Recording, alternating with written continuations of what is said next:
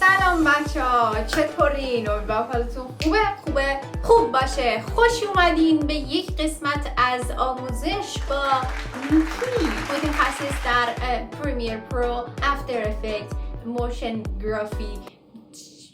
نه بچه‌ها، شوخی کردم. من واقعا هیچ ادعایی توی تدوین کردن و این چیزا ندارم. فقط خواستم این ویدیو رو درست کنم چون که خیلیاتون اولا که میپرسین با چه برنامه ادیت میکنم و اینکه چجوری ادیت میکنم یا تو از کجا یاد گرفتم و اینا، که گفتم یه ویدیو بسازم کلا در این باره و فقط میخوام که یه مقدار از تجربیاتم باهاتون به اشتراک بذارم. این کوچولو با نحوه ادیت کردن من آشنا بشید. پس بریم که رفتیم. اول از همه برنامه‌ای که من باش ادیت میکنم ادوبی پرمیر پرو هستش که خیلی برنامه مختلفی برای ادیت وجود داره، ولی خب من از اول با همین شروع به یادگیری کردم و همه چیشو از یوتیوب یاد گرفتم. اول که پرمیر رو باز میکنین، خب یه پروژه باید بسازین، اسمش رو حالا هر چی که میخواین بذارین. الکی مثلا وقتی که پروژه رو باز میکنین 4 تا قسمت میاد براتون که هم توی این 4 تا همشون یه کاری روش انجام میشه. این عموی پایینی سمت چپ جاییه که شما اون حالا ویدیوتون، صدا، عکس یا هر چی که هست رو توش وارد میکنین. البته این قسمت هم میتونین وارد کنین، ولی اینجا وارد کنین خیلی بهتره. من امروز میخوام ویدیو اون گریم هالووینم و به عنوان مثال براتون بیارم وسط که چجوری ادیتش کنیم و اینا. رو اون تمرین کنیم. روش کلیک میکنم و توی این پنجره بالایی سمت چپ باز میشه. یه قسمت کوتاهی ازش رو انتخاب میکنم، کلا میکشمش میارم این پایین سمت راست. اینجا ولش میکنم. اینجا جای اصلیه که شما با اون ویدیوتون کار دارین و سری تغییرات اساسی رو کلا اینجا اعمال میکنید. خب حالا باید ببینیم اصلا هدف ما چیه از تدوین کردن. خب شما ویدیوتون رو گرفتین، یه محتوایی داره، یه موضوعی داره، این یه طرف، ادیتش یه طرف. یعنی شما اگه ادیتتون خوب باشه میتونید مخاطب رو نگه دارین توی ویدیوتون و ویدیو رو خیلی جذاب‌تر و باحال‌تر درست کنید که هر کسی هم یه جور سبک ادیت کردن داره. دو تا چیزی که من ازش خیلی استفاده میکنم، یکی ابزار کاته و یکی هم سلکت کردن که این گوشه میتونید ببینید و همینطور روی کیبوردتون اگه سی رو فشار بدین کات انتخاب میشه و اگه وی رو فشار بدین این بیلک انتخاب میشه. خب حالا مثلا من کات رو انتخاب میکنم. کات برای اینه که یه سری جاها حالا برش بدیم جاهایی که میخوایم و وی رو دوباره میذارم و میبینین که میتونیم جدا همه این قسمت ها رو انتخاب کنیم و حالا باشون هر کاری انجام بدیم یا اینکه کلا میتونیم پاکشون کنیم. برای پاک کردنش حالا میتونین یا دیلیت رو بزنین رو کیبوردتون یا اینکه کنترل زد رو میزنم. کنترل زد همیشه نجاتتون میده بچه‌ها. کنترل زد رو هیچ وقت یادتون نره. اینو انتخاب میکنم و شیفت دیلیت رو میزنم که اون پاک بشه و بقیه بیان بچسبن بهش. این حرکت هم خیلی حرکت خفنیه واقعا.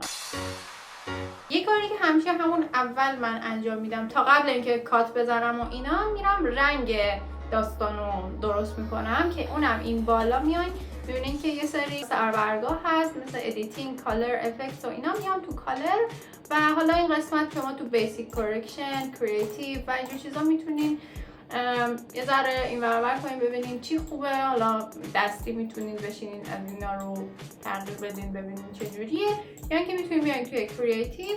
اینجا یه سری خودش فیلتر رو از اینجور داستانا وای کرونا. حالا شاید دیده باشین بعضی یوتیوبرها میان یه سری صورت فانی برای خودشون درست میکنن، چیزای بامزه میذارن که صورتشون کج و کله میشه و اینو مثلا اگه یه جای درستی استفاده کنین خیلی خنده‌دار و باحال میشه، ولی همه جا هم استفاده نکنین ازش. من میام یه تیکه کوچولو از ویدیومو مثلا انتخاب میکنم و میخوام که این قسمت صورتمو حالا کج و کله کنم. میایم پایین سمت چپ توی قسمت افکت اینجا سرچ میکنیم دیستورت. یه پوشه به اسم دیستورت الان براتون باز شده که یه سری گزینه ها میاره که اینا رو میتونید دونه دونه امتحان کنین ببینید کدومش باحال میشه و اینا. یه چیزی که من خودم خیلی استفاده میکنم این توربولنت دیسپلیسه که خیلی باحاله و من میام برای اینکه حالا یه سری کارا با این انجام بدم بالا سمت چپ توی افکت کنترل اینو انتخاب میکنم، این عمویی که روش تغییر ایجاد کردیم. میایم اینجا ببینید که یه سری گزینه‌ها و تنظیمات برای همین یارو ما وجود داره اینجا و هر چیزی که حالا توی این سیکونس اضافه کنین اینجا توی افکت کنترل میاد، میام پایین پایین پایین پایین، میام اینجا که اینو دیدم، حالا توی این دیسپلیسمنت یا حالا جاهای دیگه میتونید با اینا بریم ببینید مثلا چجوری بامزه میشه. یا اینجا خودش یه سری پریست های آماده داره که میتونه اینا رو به صورت رندوم براتون کج و کله کنه. حالا میگیم که این یه ذره دوره، میخوام بیشتر دیده بشه که من چقدر قیافم کج و کله هست. برای تاکید کردن یه سری قسمت هایی که حالا حرفتون مهمه یا حرفتون فانیه یا حالا یه قسمت هایی که میخواین بیشتر تاکید کنین، پیشنهاد سرش بس اینه که اون قسمت رو کات بزنین و بیاین توی همین قسمت افکت کنترل که هستیم، توی اسکیل که همون مقیاس باشه، اینو زومش کنین این تو. بعد توی قسمت پوزیشن میتونین این ورورش کنین، یعنی که خودتون به صورت دستی اینو این ورور کنین، حالا هر جا که بامزه بود به نظرتون. و حالا اگه من اینو پلی کنم این قسمت اینجوری میشه. اینجا حتی روتیشن هم داره که شما میتونید بچرخونین یا حالا یه سری کارا انجام میدید باهاش و اینا. اگه کلا هم از این افکت خوشتون نیومد میتونید انتخابش کنین و روی کیبوردتون دیلیتو بزنین و دیگه نیست. یا مثلا میام از این اسفیرایز استفاده میکنم که بازم میام توی افکت کنترل و ریدیوسش رو زیاد میکنم و ببینین که دماغم شد اندازه کلم. یه چیزی هم که بعضی وقتا خیلی فانی میکنه قضیه رو اینه که شما صداتون رو تغییر بدین. حالا صداتون رو از چند روش میتونین تغییر بدین. یکی از روش ها اینه که مثلا بیاین اون قسمتی که دارین حرف میزنین اون رو انتخاب کنین، بعد روش کلیک راست کنین و اسپید دیوریشنش رو ببرین بالا از اینجا، یعنی که به صورت دستی وارد کنین که بعد اینجا صداتون خیلی زیاد شد. یه ذره کمترش میکنین. یکی دیگه شون هم اینه که دوباره توی قسمت افکت سرچ کنین پیچ شیفتر که پیچ رو بنویسین میاره، اینو میندازین این داخل، بعد میاین پایین همون پیچ شیفتر رو پیدا میکنین. اینجا توی کاستوم ستاپ میتونین که به صورت دستی اینو این ور کنین. یه سری پریست های آماده هم هست. دوباره این سمت راست رو اگه نگاه کنین یه علامت اینجوری خلاف جهت ساعت هست که اینو اگه انتخاب کنم مثلا یه سری چیزای فانی دارم میگه. این یکی 5 ساله هست، یکیشم یکی شیطانه. حالا بچه ها میخوام یه فوت کوزه‌گری بهتون یاد بدم که وقتی ما داریم از خودمون فیلم میگیریم، حالا دوربین رو اینجا ثابت میذاریم، بعضی وقتا دوربین ثابت بودن یه مقدار خسته کننده است. البته همیشه هم نه، مثلا یه سری صحبت‌های مهم یا یه سری چیزای آموزشی باید تصویر ثابت باشه و مخاطب شما رو همونجوری ببینه، ولی برای یه سری محتواها اینکه تصویر ثابت باشه یه مقدار خسته کننده است. شما اگه یه اکتی بدین به این تصویرتون خیلی جذاب‌تر میشه برای مخاطب. این حرکت کردن رو ما چجوری باید نشون بدیم توی پرمیر؟ شما کنار این گزینه‌هایی که اینجا هستن هر کدوم یه دونه علامت استاپ واچ داره که اگه اینو بزنین همون موقعیت اونجا ثبت میشه. مثلا اینونه که اینجا مهر بزنی همونجا بمونه. و اگه من اینو یه ذره بیام جلوتر یا اصلا از همینجا بیام جلوتر و اینو تغییرش بدم موقعیتشو، اینجا دوباره یه دونه دیگه ساخته میشه که من اگه بیام از اول پلی کنم میبینین که یه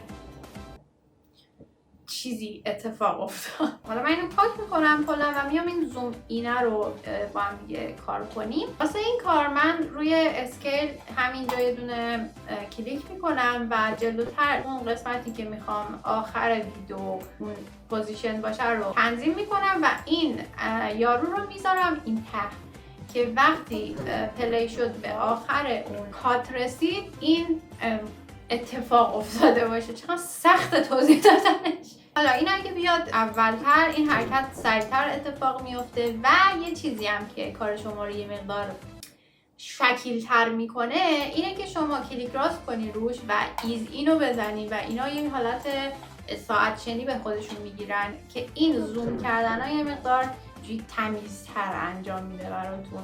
کلا بچه ادیت کردن خیلی فانه و شاید وقت گیر باشه و خودم هم خیلی وقت قور میزنم که چرا انقدر طولانی و چرا تمام نمیشه و خسته شدم و کمرم میخوش که از بس پای سیستم نشستم، ولی بعد که حالا اون نتیجه کار میبینین خیلی حال میکنین با خودتون، میبینین بقیه هم خوششون اومده، خیلی تشویق میشین که بیشتر و بهتر این کار رو انجام بدین. خب میرسیم به این قسمت دیگه که باز هم فانی ترش کنیم. میخوام یه چیزی بهتون نشون بدم بچه ها.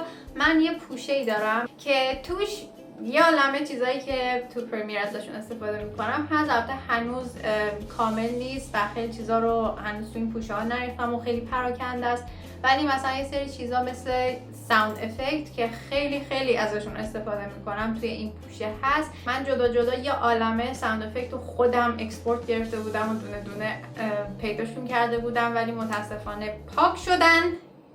نمیدونم چجوری. من یه خبر خوبم بدم بچه‌ها، این ساوند افکت ها رو توی زیپ یا یه فولدری توی دیسکریپشن میذارم براتون که دانلودش کنین. کاملا رایگان و هر جا خواستین استفاده کنین. خودم هم از جای دیگه برداشتم، فقط اکسپورتشون کردم و توی پوشه گذاشتم که شما بتونین استفاده کنین. تنها راهی که میتونین ازم حمایت کنین اینه که بچه‌ها سابسکرایب کنین هموطن، واسه لایک کنین و یه کامنت هم بذارین، چرا که نه. حالا مثلا من یکیشون رو رندوم برمی‌دارم میارم اینجا و توی قسمت آدیو این پایین میذارم. حالا پلی میکنم مثلا.